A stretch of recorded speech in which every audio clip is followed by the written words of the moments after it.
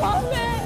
Amir'in yeğeninin mezarları üzerine beni koyacak mısın Osman Bey? Koskoca Ertuğrul Gazioğlu Savcı Bey ahmak oğlu yüzünden öldü.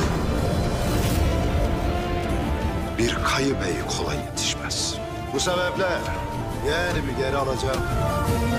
Türklerin geleceğini ellerinden almak için bu büyük savaşın vakti geldi. İstişare edildi. Söylenecekler söylendi. Bay Hoca'yı alacağız.